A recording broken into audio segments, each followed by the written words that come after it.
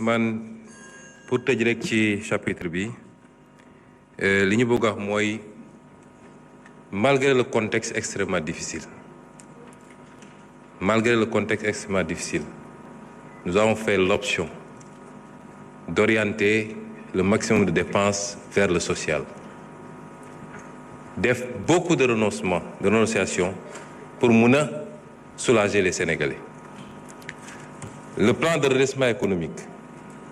les études qui ont été faites dafa démontrer ni effort bi ñuy laaj Sénégalais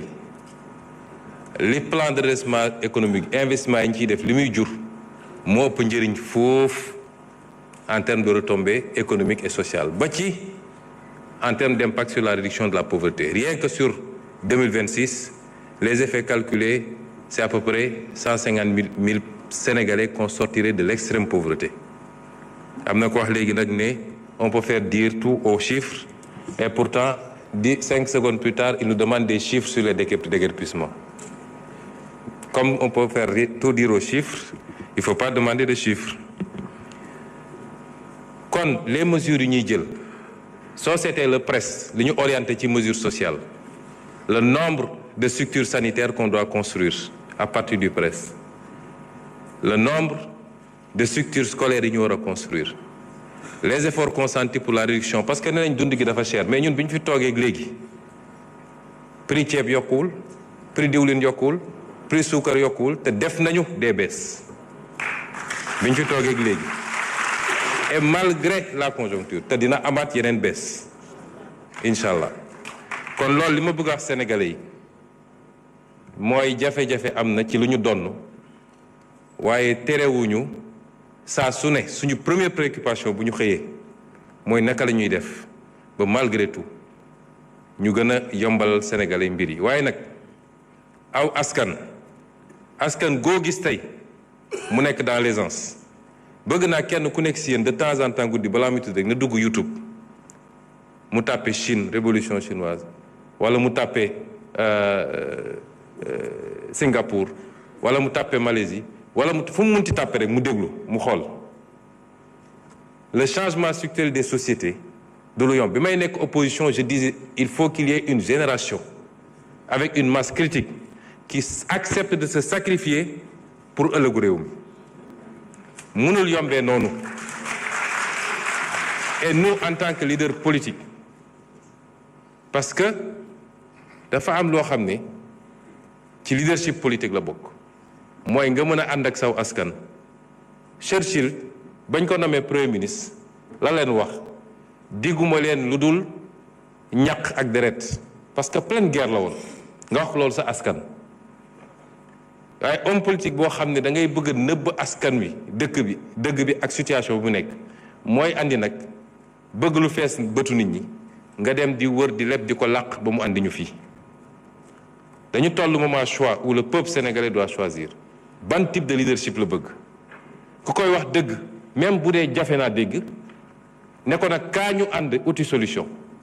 te soxlawu ma ci jara du am luy dugg sama poos du am lu may ràndal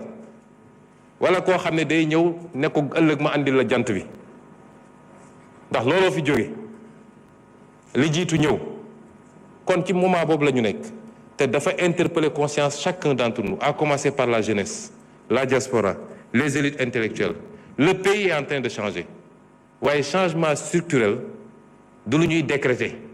lu ñuy liggéey la, c'est un construit. Et pour lu jëm ci te dafa ànd ak nag question bi ñu posé ci année scolaire beeg yeneen yi parce que tamit moi j'ai été syndicaliste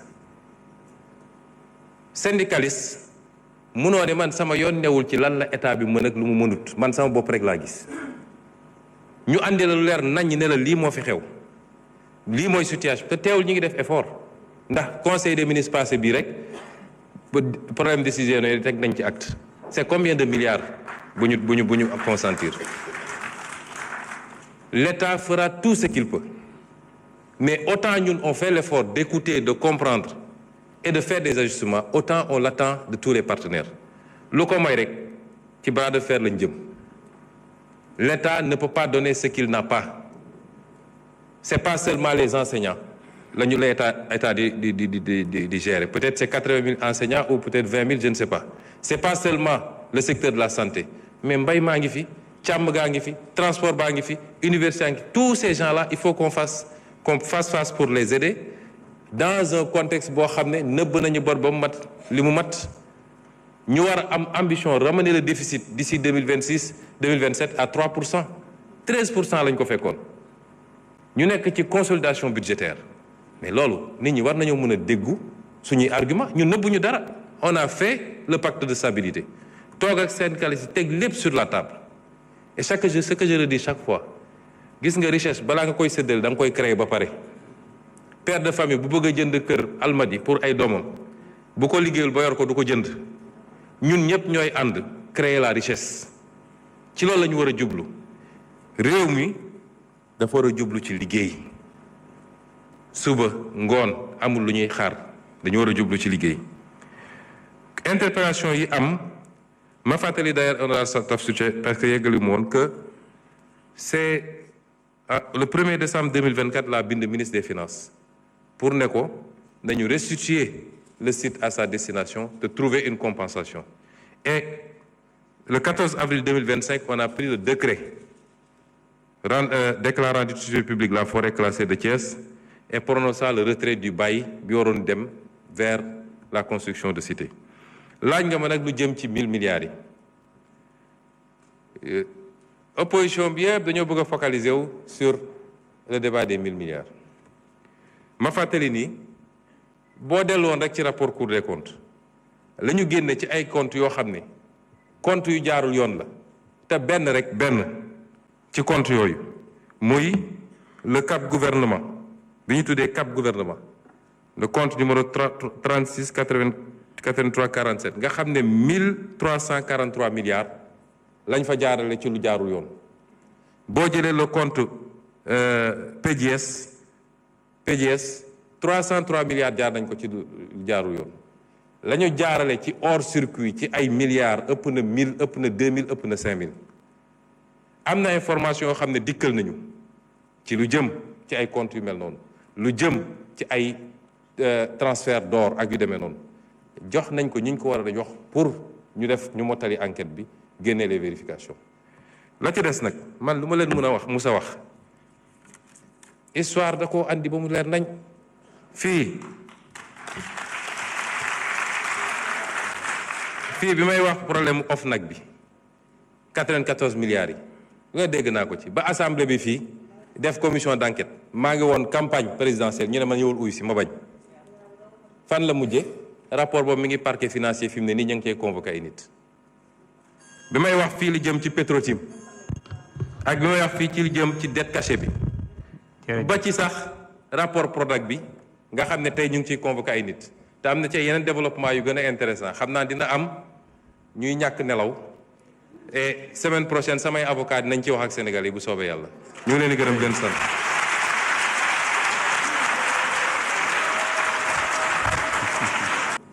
man ne woon naa fi député doon benn député ta Pastef waaye yombul woon man déggaguma fi nii kar nañu député opposition pour essayer ko faagaagal wala duma ko bu du commission du plénière loolu wane na ni li ngeen wax ci assemblée de rupture am na it ay écho ndax sama ministre yi fi jaar yépp wax nañ ma écho yi keroog dama woo ministre Yankuba ne ko très bien fait parce que yow man mii sax léeg-léeg dama lay essayer jot ba sonn duma la jot dégg naa député yi gësam nañ la bu baax a baax loolu nag du ma ne lu bees sa waaye musul amee nii député yi def seen rôle en toute indépendance te teewul it ñu respecter la logique globale du parti kon ñu ngi leen di féliciter di wax ni ñun ñëw assemblée nationale du problème ci ñun ndax nekkoon nañ fi en tant que député di affronter une majorité kon na ñëpp dalal seen xel te bàyyi daw bi ndax dem toog ci télé yi naan Ousmane Sonko suba ak ngoon te Ousmane Sonko buy ñëw nga buub say bagages bokkul ci jàmbaar leneen la ma yokk ci nii séance yu mel nii baax na te respecté nañu aussi délai bi ndax xool naa kañ lañu voté règlement intérieur bi ak kañ lañ ko promulgué kañ la génn ci journal officiel bi kon génnuñu ci délai bi du it loo xam ne assemblée mooy convoqué d'autorité li yoon wax rek mooy une fois tous les 3 mois mun na nekk au début au milieu ou à la fin lu ñuy waxtaane la ñu xool disponibilité kenn ku nekk mais li am solo mooy ci ñetti weer yi dinaa fi ànd ak gouvernement bi du question d'actualité aussi au premier ministre texte bi waxul premier ministre dafa ne le gouvernement mais ñu bëri ñoom jàpp nañ ni Ousmane Sonko la moo tax ñu naan sax du ñu dem ndax Sonko man nag du ma agressé kenn waaye du ma koo xam ne nag waaw honorable Tafsir Thioye day ñëw fii wax xalaat yu leer nañ teg ko ci xam-xam ak chiffre ñu tontu ko ci loola ku ñëwee noonu rek ñu ñëwee noonu waaye përti bi moom ku fi ñëwit Pastef defe naa kenn du ko démontrer xadar ak xarañ ak defante kon nañu dellu si ci l'essentiel honorable ay dafa wax ci lu jëm ci contexte bi contexte nag contexte politique la njëkkee contexte politique bi dafa mel ni li ci ëpp sax dafa dellu si suñu biir waaye may dalal xelu ñépp ku am déglu ak seetlu dama waxoon ni ba may annoncé dama ne woon y aura un avant un pendant et un après 8 novembre damay bëgg léeg-léeg ñu may déglu ci la may wax amoon na avant 8 novembre moom defe naa musul am ci Sénégal après 8 novembre nag moom jëfur général la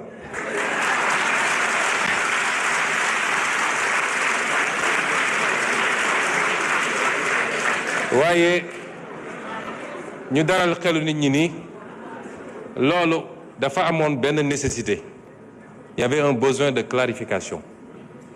léegi les choses sont claires loolu rek la woon besoin de clarification la woon et il fallait ñu poser acte yuy pousser à la clarification les choses sont claires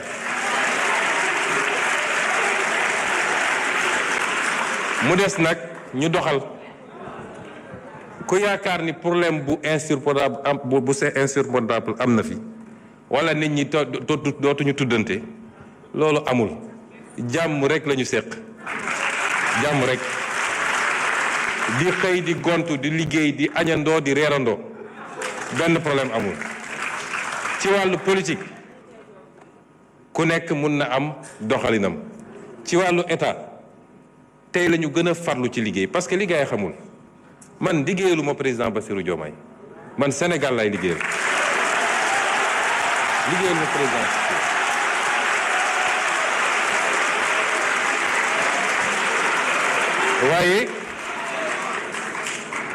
waaye liggéey gi may liggéeyal Sénégal dafa nekk ci kilifteefu président Bassirou te ci mandaam lañ koy comptabiliser kon lépp lu ma jàpp ne lii njëriñ la du ma ci xaar président Bassirou lépp lu ma yaakaar ni lii safaan ma la du ma ci xaar président Bassirou moo tax contexte politique mënul am impact ci suñu xëy ak suñu gontu ak suñu liggéey te tey séance bi wan na leen ni tey la ñu gën a farlu ci liggéey bi pour réussir le projet qu'on a promis aux Sénégalais su jëmee ci contexte régional bi gis nañ li fi xew semaine passée bi ñu nekkee ci tukki bi ministre des finances nga fa woon dafa am laaj bu kilifa gi ñu seeti woon laaj may ñaan nag yéen ñëpp ngeen yokk ñaan yi parce que la ñu doon doxi mën na am ci fan yu néew mu sotti te dina baax lool ci réew mi torop sax waaye dafa am laaj bu mu laaj ne lan moo may garantir ni li xew ci réew yi leen wër du ñëw Sénégal ma ne ko boo tëddee nelawal waaye bi ma ci jiital te ma bëgg ñun ñëpp ngeen ànd féliciteel ma bi ma si njëkk a jiital mooy ñun dañoo am ay forces armées yoo xam ne bokk ñoog gaa yi ñun li ñu am booy xool li xew fépp dañu war a dellu sant yàlla bi mu ñu joxee armée bi mel nii dañ ko war a sant yàlla muy armée boo xam ne jaxasoowul ci mbirum politique waaye mat na liñ ko doyee pour sécuriser le territoire national moom ak toutes les forces de défense et de sécurité ñu boole ci am askan woo xam ne du askan bu ñuy nax moo tax léeg-léeg nit ñi nekk ci rajo yi télé yi mbër ba jàpp ni nag askan wi génn na ci Ousmane Sonko bàyyi na président Diomaye ñu ne kon nañu accéléré bu ñu ñëwaatee nag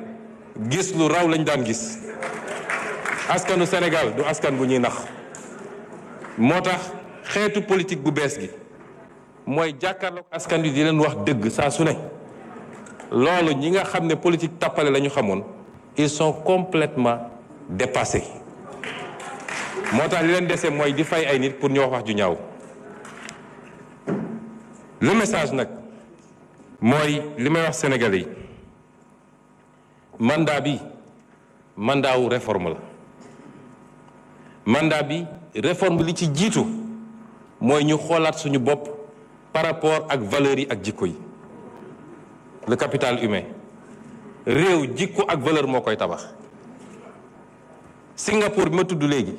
benn île bu ndaw la boo xam ne matul sax benn région Sénégal amul or amul jama amul dara waaye ci ko modifié bi mu ñëwee dafa ne li may njëkk a commencé mooy valeurs yi ak jikko yi mooy la discipline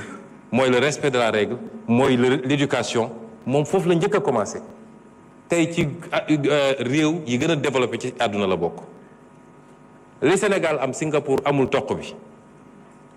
kon li ñuy wax ci discipline defuñu ko pour réprimer wax naa léegi ministre bi war nga wax ci mendicité bi aussi ndax du rek ambulant yi waaye mendicité bi ak yeneen defuñu ko pour réprimer te dinañ ci ànd ak ay mesures d'accompagnement waaye li ñu bëgg a xamloo Sénégalais yi lii yëpp dal ñu lan moo ko andi discipline bokk na ci yow lii dañ la koo dénk askan wee ko moom bu ko jël du ko digal sa poos bu ko jël di ko yóbbu ci ay compte ñu delloo ci xelu nit ñi ni xaalis dañ koy liggéey kenn du ko lijjanti. Premier combat mooy ñu dem ba képp ku ñu investir d'une fonction publique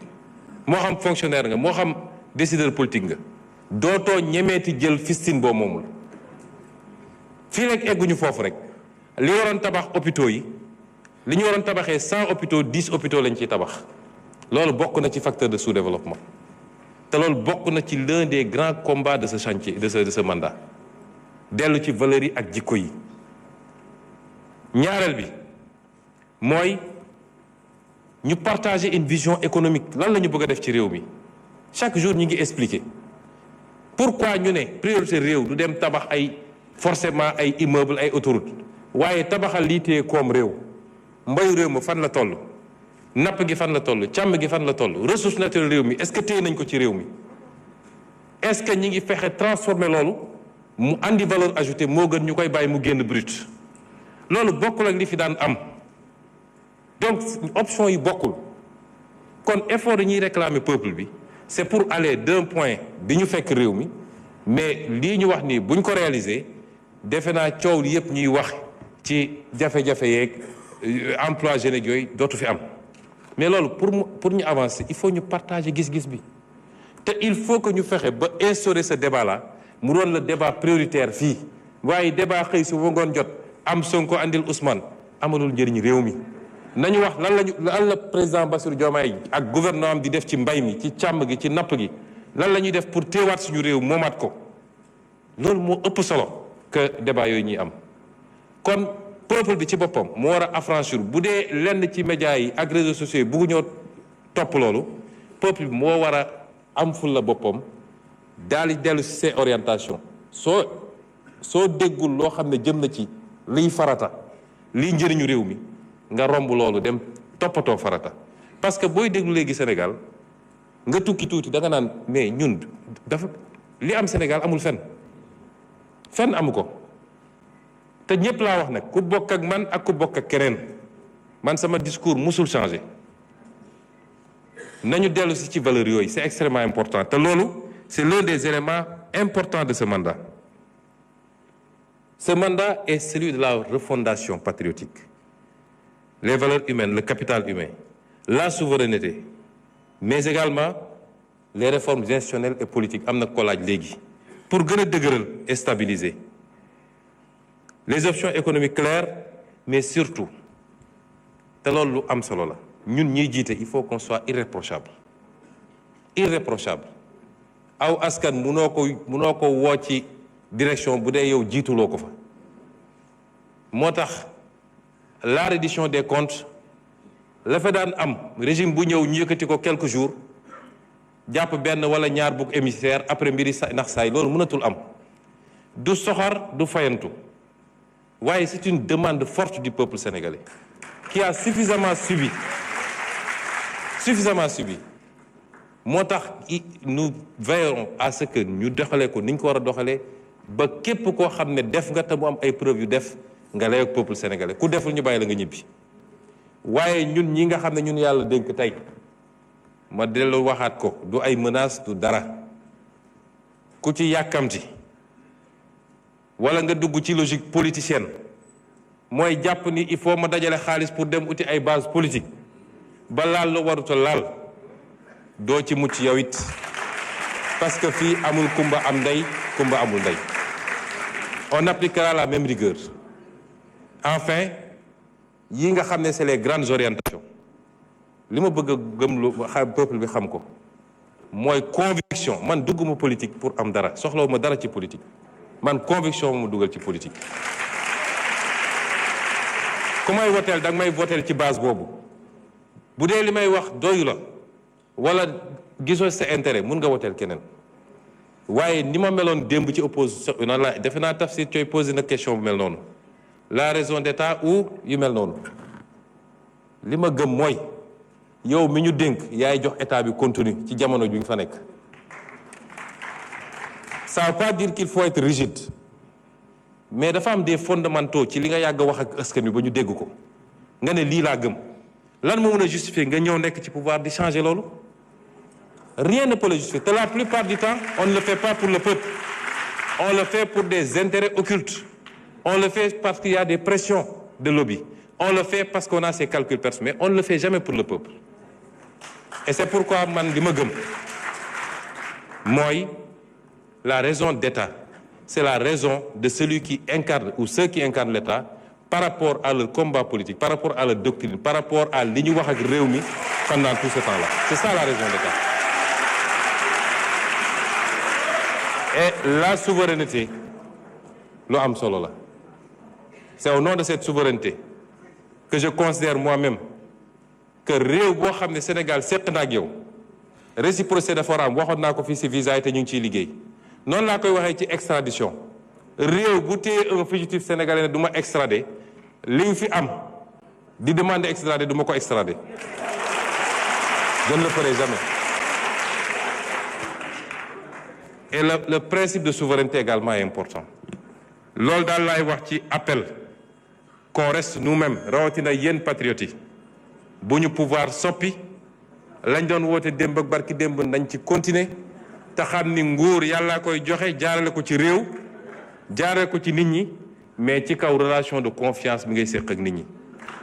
loolu laa gëm asalaamaaleykum.